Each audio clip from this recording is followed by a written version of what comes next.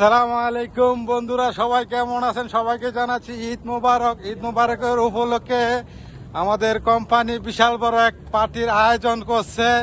প্রায় 20টা খাসি জব করছে। তো আমরা প্রায় কোম্পানির মধ্যে প্রায় 2-3 হাজার মানুষ আছি। তো সবাই যাইতেছি পার্টির মধ্যে।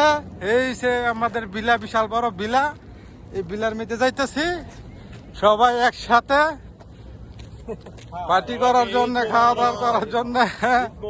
আমাদের কোম্পানি আলহামদুলিল্লাহ অনেক ভালো, খারাপ পেয়ে লাভ নাই।